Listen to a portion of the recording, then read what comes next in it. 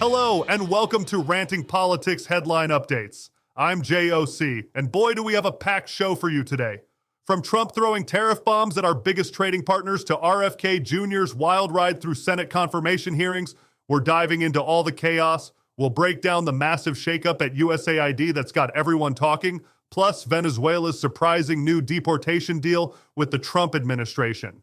Then we'll look at the changing of the guard at the DNC and wrap up with some serious drama brewing over at the Panama Canal. Stay tuned, because this is the kind of political madness you won't want to miss.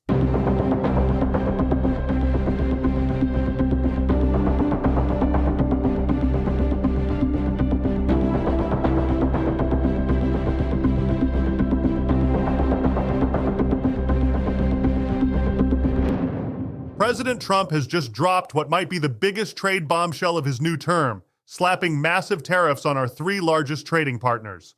We're talking a whopping 25% on Canadian and Mexican goods, plus another 10% hit on Chinese imports.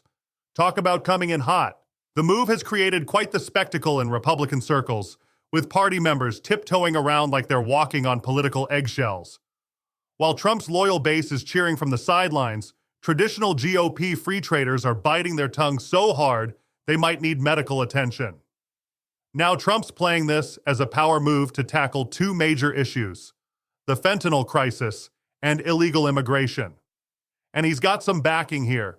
Senator Lindsey Graham was quick to jump on Fox News Sunday, praising the strategy and pointing to a 60% drop in illegal crossings in just 10 days. But here's where it gets spicy. These tariffs aren't just abstract numbers on paper. The Tax Foundation estimates they'll cost the average American household about $830 annually. That's real money coming out of real people's pockets, folks. We're talking about impacts on roughly 40% of American imports, or about $1.4 trillion worth of trade each year. Democrats, led by Chuck Schumer, are having a field day with this one. They're warning that Americans are about to feel the pinch right where it hurts, in their wallets. Schumer even went as far as to say your Super Bowl party might cost more, with everything from Corona to guacamole potentially taking a price hike. Canada and Mexico aren't taking this lying down either. They've already announced retaliatory tariffs, with Canada specifically targeting red states to maximize political pressure. It's like a game of economic chicken, and we're all along for the ride. Trump acknowledges there might be some pain involved, but insists it'll be worth it in the end. Meanwhile, his Secretary of Homeland Security, Kristi Noem, is basically saying if prices go up, don't blame us. Blame everyone else's reaction to our policies. Now that's what I call passing the buck. In what can only be described as the political equivalent of a WWE match, Robert F. Kennedy Jr.'s Senate confirmation hearings for HHS Secretary have been nothing short of explosive. The vaccine skeptic and former presidential candidate just wrapped up 2 days of intense grilling that had everything from shouting matches to near tears. Things got particularly spicy when independent Senator Bernie Sanders went toe-to-toe with Kennedy over vaccines and autism. When Sanders demanded a simple yes or no on whether vaccines cause autism, Kennedy danced around the question like a politician at a fundraiser. This led to one of the hearing's most memorable exchanges, with Sanders calling Kennedy's response very troubling and questioning his basic qualifications for the job. But wait, there's more. The drama reached new heights when Kennedy accused nearly everyone on the panel of taking pharmaceutical money, addressing Sanders as just Bernie. Sanders fired back, defending his presidential campaign contributions and emphasizing they came from workers, not executives. The Republican response has been fascinating to watch. Senator Bill Cassidy, a physician from Louisiana and a crucial vote, didn't mince words when he told Kennedy he was struggling with the nomination. He specifically called out Kennedy's history of undermining vaccine confidence with what he called unfounded or misleading arguments. With Republicans holding a slim Senate majority, Kennedy can only afford to lose 3 GOP senators if Democrats unite against him. And right now, it's looking dicey with moderates like Susan Collins and Lisa Murkowski showing serious reservations. Kennedy, for his part, is trying to shift the conversation to his vision for HHS, promising to tackle chronic diseases and overhaul dietary guidelines. But with his controversial past statements hanging over him like a storm cloud, he's finding it tough to change the narrative. The Finance Committee still hasn't scheduled their confirmation vote, But one thing's for sure. This nomination battle is far from over, and it's shaping up to be one of the most contentious of Trump's new term. The chaos at USAID continues to unfold as Chief of Staff Matt Hobson has resigned amid an unprecedented power struggle between career officials and Trump's new Department of Government Efficiency Task Force, known as DOGE. This comes after nearly 100 USAID staff members were placed on administrative leave, including 2 top security officials who refused to hand over classified materials to DOGE members lacking proper security clearance. The drama centers around Trump's billionaire ally Elon Musk, who heads DOGE and has been tasked with what he calls dismantling government bureaucracy, after security officials John Voorhees and Brian McGill were placed on leave for following federal law by denying classified access to unauthorized DOGE members. The task force somehow managed to obtain the sensitive information anyway. This shakeup follows Trump's executive order freezing all foreign aid for 90 days, supposedly to reassess U.S. financial commitments abroad. But experts warn there's no such thing as a temporary pause. When NGOs and implementing partners are told to stop work, it means immediate layoffs and program shutdowns with no guarantee of resuming. The impacts are already being felt worldwide, as the U.S. provides about 40% of global humanitarian assistance. While that may sound like a lot, it's worth noting that foreign aid actually makes up less than 1% of our federal budget. Adding fuel to the fire, Musk declared on social media that USAID is a criminal organization and called for its dissolution. This prompted fierce pushback from lawmakers like Alexandria Ocasio-Cortez, who called it a 5-alarm fire to have an unelected billionaire accessing classified information. The agency's future remains uncertain, with reports suggesting it may be folded into the State Department. But one thing is clear. This unprecedented intervention by DOGE has sparked serious concerns about both national security and America's role in providing humanitarian assistance around the globe. In a major development on the immigration front, Venezuela has agreed to accept the return of its citizens who entered the U.S. illegally, including members of the notorious Tren de Aragua gang that's been causing havoc in cities like New York. This breakthrough came after a high-stakes meeting between U.S. envoy Richard Grenell and Venezuelan leader Nicolas Maduro. The deal marks a significant shift, as Venezuela had been blocking deportation flights from the U.S. for about a year. While the meeting resulted in the release of 6 detained American citizens, the administration insists no concessions were made to Maduro's government.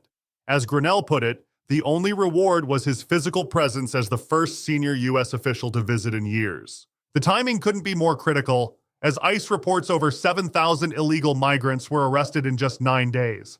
The administration is rapidly expanding deportation operations, with plans to house up to 30,000 migrants at Guantanamo Bay while their cases are processed. This Venezuelan agreement follows a similar pattern we've seen with other Latin American countries. Colombia initially resisted accepting deportation flights, but eventually yielded to U.S. pressure. Mexico's new president, Claudia Sheinbaum, has pushed back, refusing a recent plane load of deportees, though negotiations continue. The Tren de Aragua gang has been a particular focus, with recent raids in New York targeting their gun, drug, and sex trafficking operations. They've been recruiting members from city shelters and establishing criminal networks that the administration says these deportations will help dismantle. Trump has been clear. This is about fulfilling his campaign promise to remove hundreds of thousands of illegal migrants, especially those he describes as criminals. And with Venezuela now on board, that process just got a lot easier.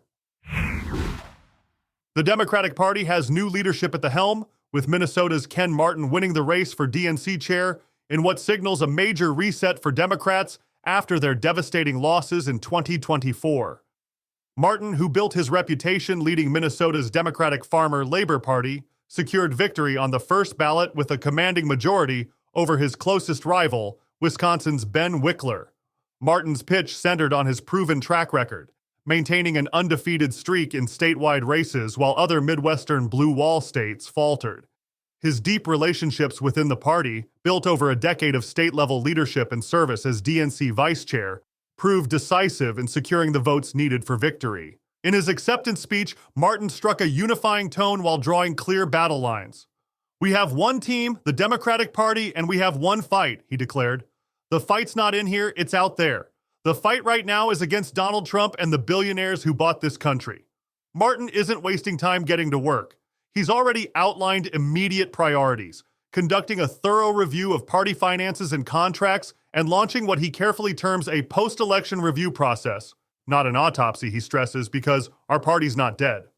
The new chair acknowledges serious challenges ahead, particularly the party's erosion of support among key demographics. We know that we lost ground with Latino voters. We know we lost ground with women and younger voters and, of course, working-class voters, Martin noted. We don't know the how and why yet. While Martin will help chart the party's path forward, his role focuses more on rebuilding infrastructure than being its public face. His mandate is clear: strengthen state parties, modernize operations, and lay the groundwork for Democrats to mount an effective challenge to Trump and the Republicans in upcoming elections. The latest flashpoint in U.S. China tensions is emerging in an unexpected place: the Panama Canal. Secretary of State Marco Rubio made waves during his visit to Panama City, issuing stark warnings about Chinese influence over this crucial waterway. The Trump administration has declared that China's growing control of port operations near the canal poses a direct threat to U.S. national security. Panamanian President Jose Mulino pushed back firmly on U.S. concerns, declaring that his country's sovereignty over the canal is not up for negotiation. However, in what appears to be an olive branch, Mulino announced his government will audit Chinese business operations in Panama, including the controversial 25-year port concession held by Hong Kong-based CK Hutchison Holdings. The situation has grown more complex, with Trump refusing to rule out military action, a stance that's rattled both allies and adversaries across Latin America.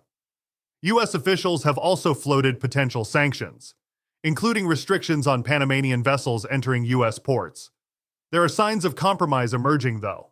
Mulino indicated that Panama won't renew its broad agreement with China's Belt and Road Initiative and may even terminate it early. He's also expressed openness to expanding cooperation with the U.S. on migration issues, particularly regarding the return of Venezuelan, Colombian, and Ecuadorian migrants through Panama. The dispute centers on differing interpretations of the 1977 Neutrality Treaty. While U.S. lawmakers argue Chinese commercial presence violates this agreement, Panama and various experts maintain that private port operations pose no security threat to canal operations. Built by the U.S. in the early 1900s and transferred to Panama in 1999, the canal remains one of the world's most vital shipping routes, and increasingly a symbol of growing great power competition in the Americas. My friends, if you're enjoying the insights and the independent ethos we're dishing out here at Ranting Politics, don't be a stranger. Jump into the lively conversation on X.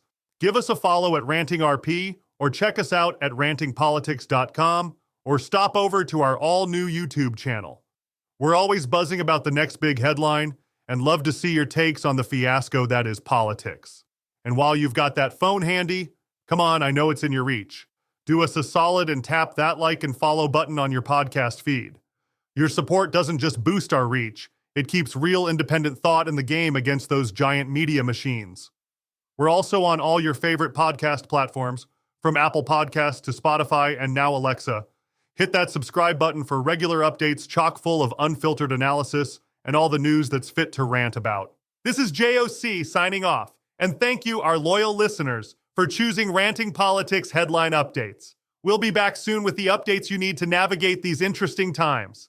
Until then, stay tuned, stay informed, and as always, stay free.